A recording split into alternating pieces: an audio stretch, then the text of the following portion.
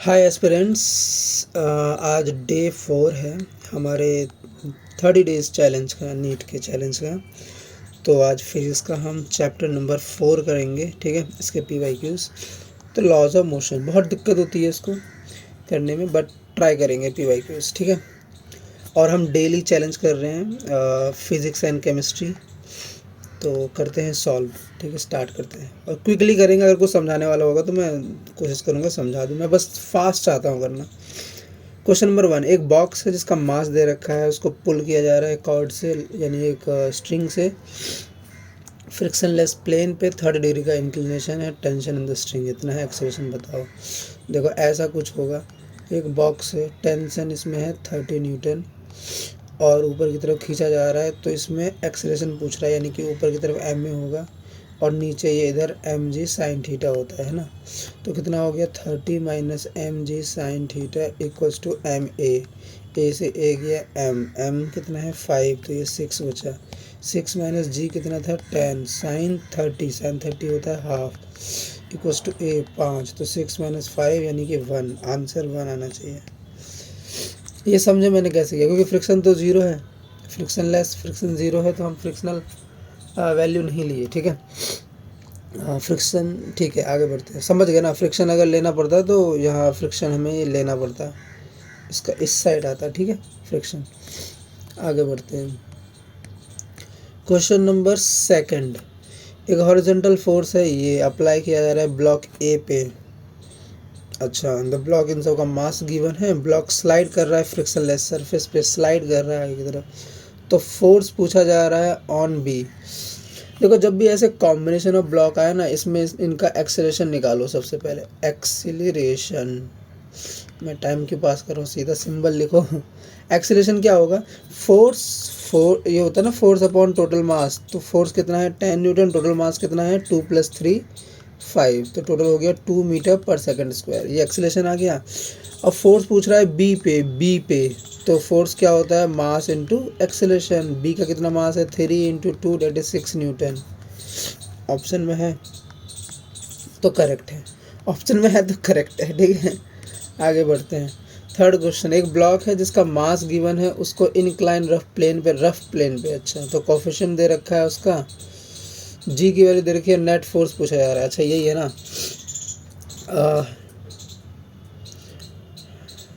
तो अच्छा कोफिशिएंट की वैल्यू दे रखी है 1/√3 tan थीटा। अरे ये 1/√3 tan 30 के इक्वल है ना, तो अगर कोफिशिएंट इक्वल है इंक्लिनेशन के तो नेट फोर्स ज़ीरो। देखना नेट फोर्स ज़ीरो ऑप्शन में होना चाहिए, करेक्ट। आगे बढ़ते हैं। ये होता है ना कुछ फॉर्मूला कि म्यू एस की वैल्यू ना अगर आपकी बड़ी हो गई या इक्वल टू हो गई tan थीटा के, ठीक है, तो वो रेस्ट पे रहेगी, मतलब मूव नहीं करेगी, नो नेट फोर्स, ठीक है। तो और क्या होता है, मतलब ये इसकी लिमिटिंग वैल्यू कहलाती है। और अगर म्यू एस की वैल्यू कम हो गई tan थीटा के तभी वो मूव करती है, ऐसे कुछ है ना, ठीक है। देख लेना भाई, मेरे को लगा, वरना आप इसमें निकाल भी सकते हो, ऐसा कोई बात नहीं। जैसे इसका है तो इधर रहेगा एम जी साइन थीटा, ठीक है, और न्यू दे रखा तो फ्रिक्शनल फोर्स क्या हो जाएगा, न्यू टाइम्स इसका एम जी कॉस थीटा, तो M G cos theta equals to M G sine theta. और अगर कोई एक्सेलरेशन है ये चेक करना है नेट फोर्स, तो इक्वल टू मत रखो भाई, ये रखो कि नेट फोर्स लग रहा है ना, तो नीचे की तरफ मूव कर रहा होगा, तो this minus this equal to some force, ये लिख दो एफ। तो चेक करके देखते हैं, न्यू की value 1/√3 M G cos theta कितना होता है कॉस 30 पे, राइट, कॉस 30 पे होता है √3/2 माइनस कॉस 30 पे √3/2 होता है शायद, एम जी इसका होता है हाफ, ठीक है। तो √3 से √3 किया तो M G half minus M G half equals to 0, net force 0। Fourth question, एक 1 kg का ऑब्जेक्ट स्ट्राइक किया वॉल से विद द वेलोसिटी इतना at an angle 60 degree with the wall. अच्छा तो ये ऐसा वाला क्वेश्चन आ गया। ये देखो, ये 60 डिग्री से हिट किया, फिर वापस रिफ्लेक्ट होगा and reflect at the same angle 60 degree, ठीक है।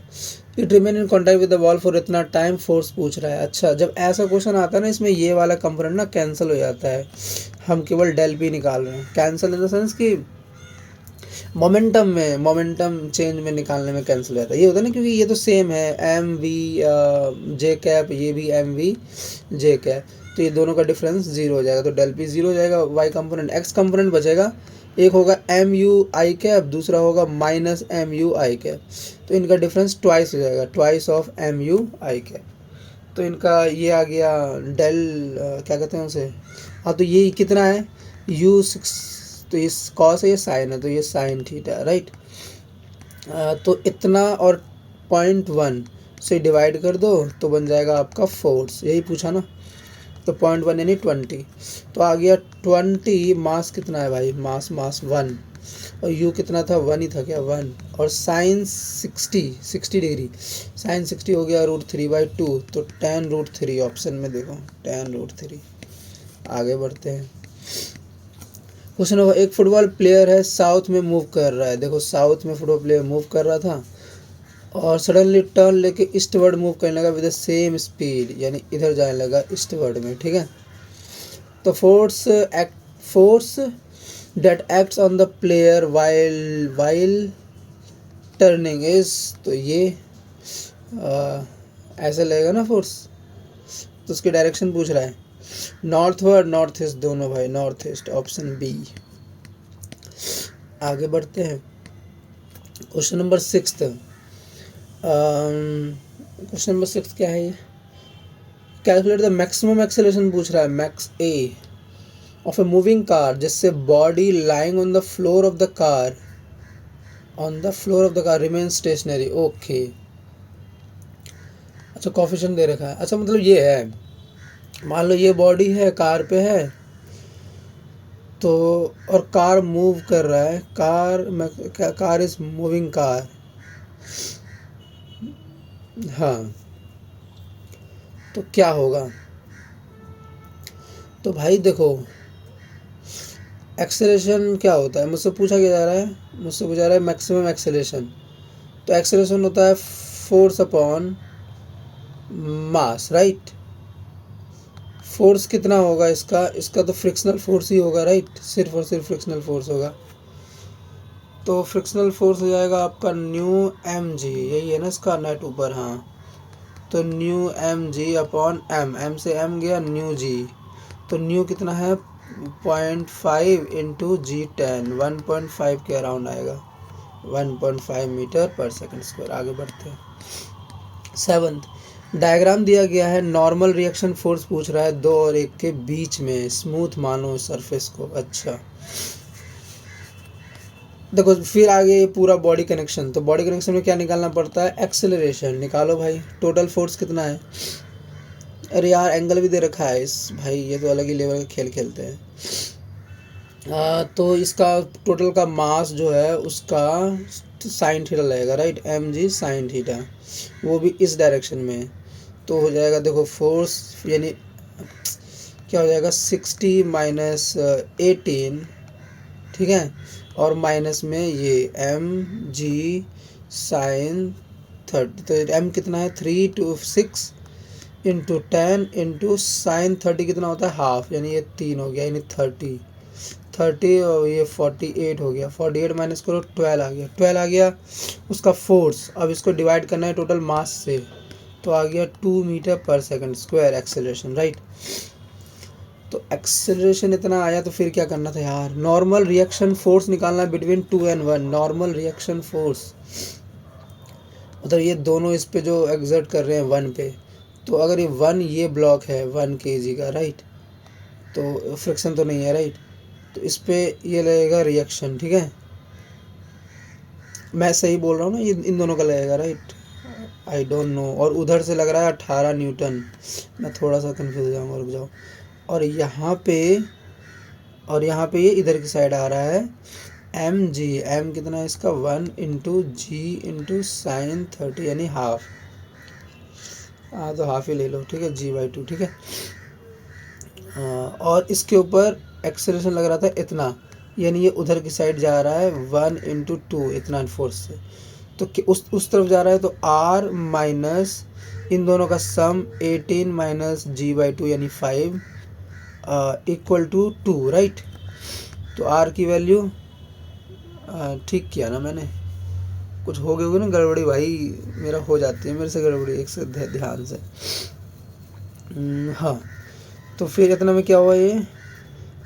तो 2 माइनस करना है इन सब का, राइट?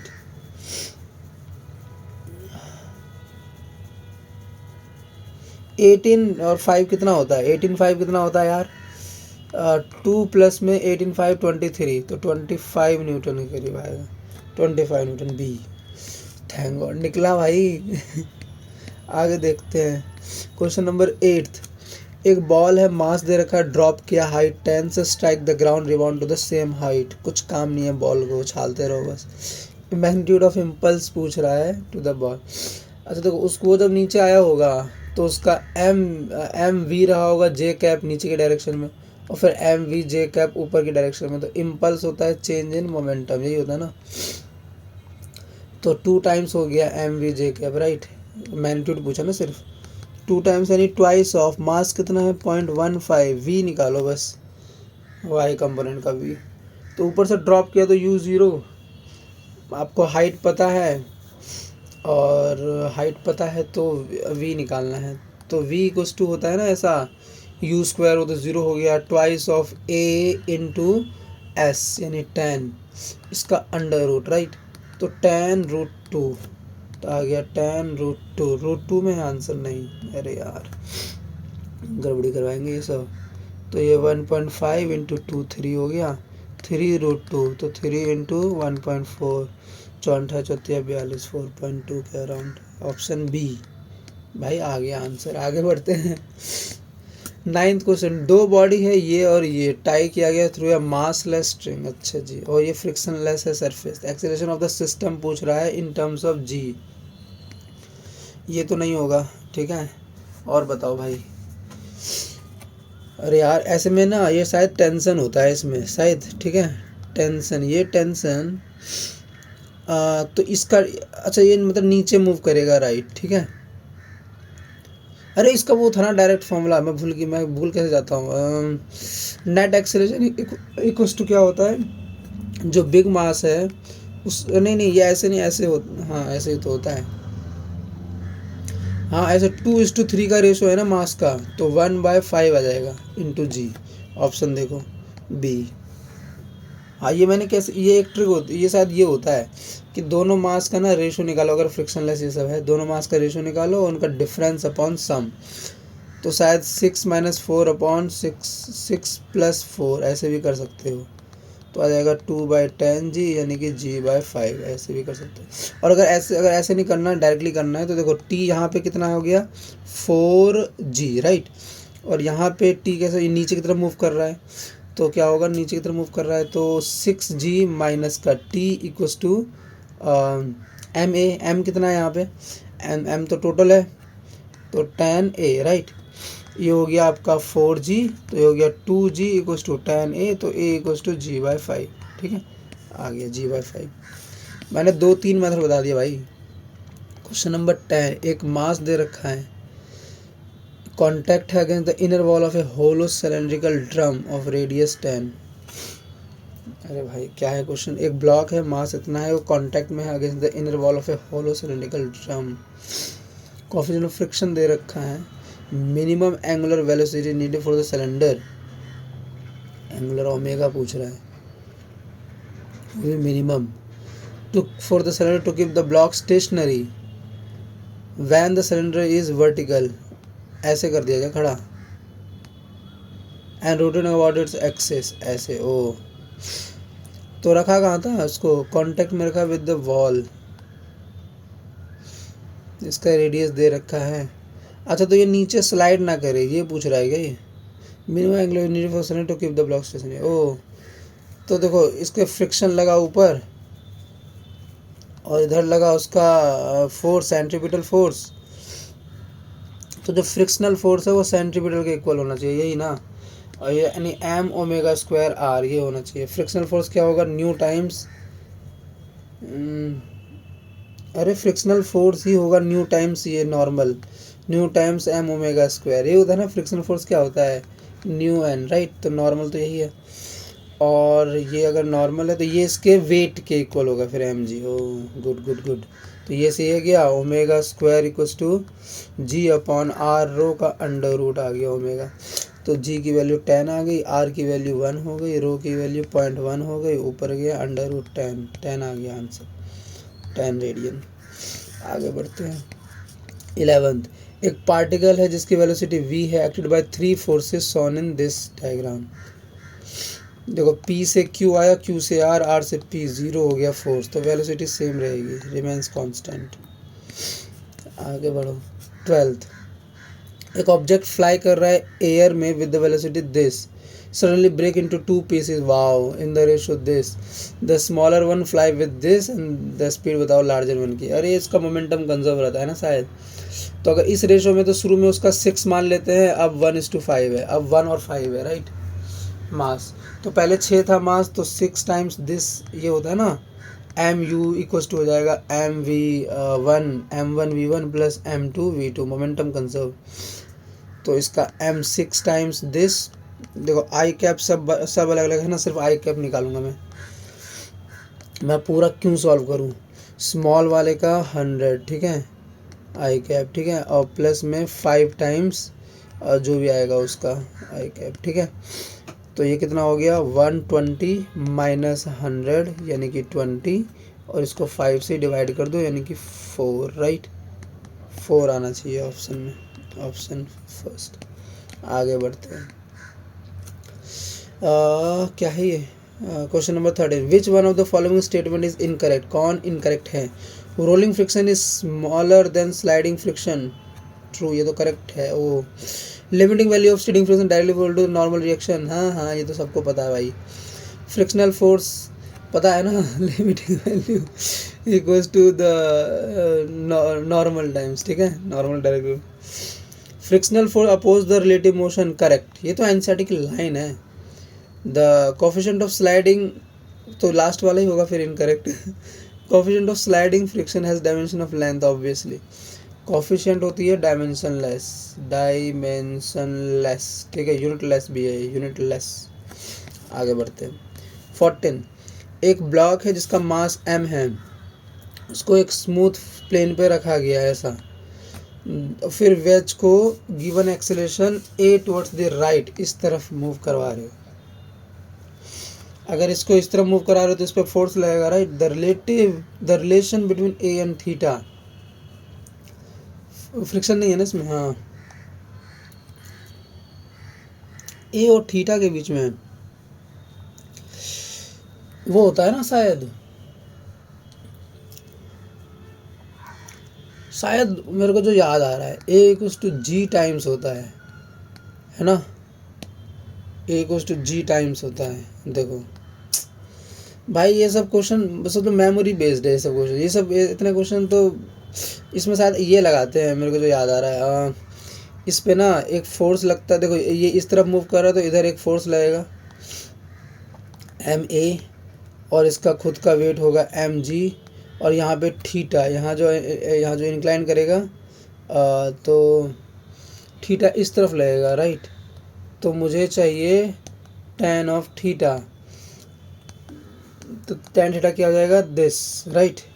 तो हो जाएगा MG अपॉन MA, तो ये से ये गया, तो A इक्वल्स टू, रुकना, अरे यार मैं मज़े ले रहा हूँ बस ज़िंदगी में। tan of theta equals to, ध्यान दो एक सेकंड, इधर आओ, देखो अगर यहाँ है, अरे यार यहाँ लगेगा, तो हो जाएगा दिस, तो हो जाएगा देखो MA upon MG equals to tan, यानी A equals to G times tan theta, ठीक है। वैसे भी यही होता है यार, पता रखना। आगे निकालो आगे। क्वेश्चन नंबर 15, दो ब्लॉक है A और B, मास दे रखा है दोनों का, connected by massless extensible string, the whole system suspended by the massless spring. अच्छा, the magnitude of the acceleration of the A and B after the string is cut, इसको काट दिया क्या, ये स्प्रिंग है और ये स्ट्रिंग है, यही बोल रहा था ना ये तो, हाँ, तो स्ट्रिंग को काट दिए, ध्यान से देखने दो भाई, स्ट्रिंग है और दूसरा स्प्रिंग है, राइट, हाँ करेक्ट, तो स्ट्रिंग को काट दिए। तो उसके बाद का एक्सेलरेशन पूछा जा रहा है। देखो ये तो फ्री फॉल होगा, यानी बी वाला बाद में पूछा, राइट, बी वाला बाद में, तो बी का तो जी आ गया, तो ये करेक्ट होगा। अब इसका तो जी नहीं होगा, तो ऑप्शन ए। आगे बढ़ते हैं, यही है ना। देखो इसको काट देंगे तो ये तो फ्री फॉल में नीचे जाएगा, ये थोड़ा नीचे जाएगा, इसको स्प्रिंग ऊपर खींचेगी ना, तो इसका जी कम हो जाएगा। और देखो दो ही ऑप्शन बचे जिसमें बी वाला जी जी था, और इसमें एक और जी, ये थोड़ा जी में रहेगा, तो जी बाई 3। भाई क्यों सॉल्व करूँ पूरा? देखो पूरा सॉल्व करने की जरूरत नहीं होती है, आप पूरा सॉल्व करो इसका मतलब आपको आता नहीं है, मैं बस इतना ही मानता हूँ। एक एंड स्ट्रिंग का लेंथ L है, कनेक्ट किया मास M से, अदर एंड को स्मॉल पैग से स्मूथ हॉरिजॉन्टल टेबल पे, और वो सर्कल में मूव करने लगा विद वेलोसिटी v। तो नेट फोर्स बताओ, net force on the particle, ये हो जाएगा ना mv² अपॉन रेडियस यानी L, है ना। टेंशन, टेंशन ही होगा ना, ये टेंशन के इक्वल हो जाएगा, स्ट्रिंग की टेंशन। ओ 17th, एक रिजिड बॉल है with the mass m, strike the ball at 60 degree and reflected without the loss of energy, the value of impulse. अरे यार ये फिर से वही क्वेश्चन, मैंने बताया था ना ये वाला सेम होता है, कैंसिल हो जाएगा इम्पल्स निकालते टाइम, तो है ना। तो क्या सिर्फ ये वाला निकलता, वो भी ट्वाइस ऑफ होता है एम यू। यहाँ पे कौन सा एंगल है, कॉस, कॉस 60 डिग्री, तो कॉस 60 होता है हाफ से ये गया। मास बताओ, उसका मास था m, स्पीड क्या थी, स्पीड v था, तो एम वी बचा, तो ऑप्शन ए। देख रहे ये क्वेश्चन कितनी बार आया है भाई, जस्ट याद कर लो, मैं तो ये बोल रहा हूँ।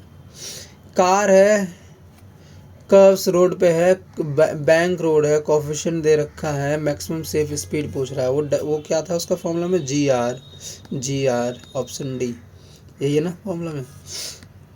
19th क्वेश्चन नंबर 9, दो स्टोन्स है ऑफ मास दिस, इनको हॉरिजॉन्टल सर्कल में अच्छा बांध दो, तो हैवियर वन का इतना है, अरे यार हैवियर वन का इतना है, और लाइटर वन का स्मॉल आर है।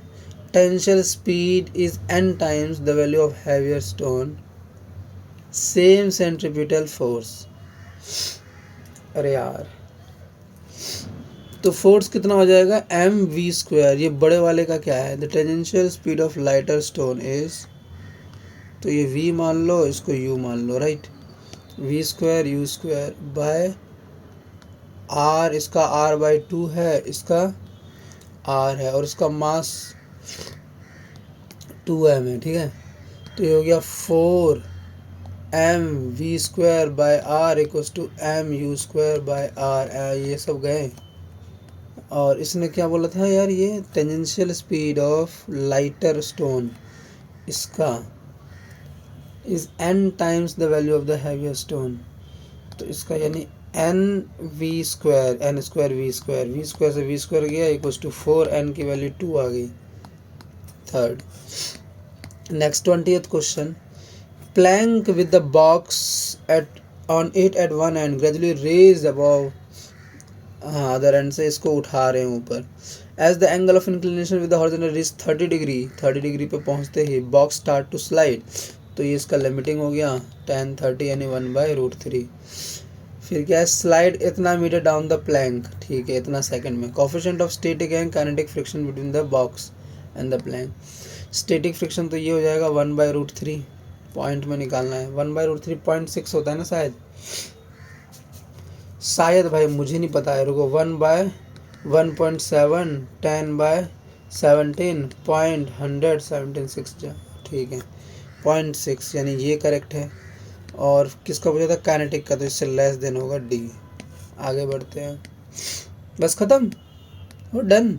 2015 से हमने 2024 तक के सारे PYQs 20 PYQs कर लिए, राइट। अच्छा ये कैसे किया, ये नहीं समझा, अरे ये पता है ना, स्टैटिक वाले का ज़्यादा होता है as compare to kinetic, right, तो बस वही किया मैंने। तो देखो इसमें दोनों सेम थी वैल्यू, नहीं, नॉट पॉसिबल, स्टैटिक का ज़्यादा होता है, काइनेटिक का कम होता है, बस इतना याद रखना। बस तो ये हो गया भाई ऐसे ही, तो डे 4 में ये हो गया हमारा, हम और भी करेंगे, ठीक है, केमिस्ट्री भी करेंगे। चलो ठीक है, टेक केयर, बाय बाय। और कीप प्रैक्टिसिंग, इसके फॉर्मूलेस पढ़ो, इजी पढ़ो। देखो सब पूरा सॉल्व नहीं करना है, जस्ट स्कोर करना है, पूरा सॉल्व नहीं करना, आपको बस ऑप्शन देखना है, मैच करना है। चलो ठीक है, बाय बाय, टेक केयर।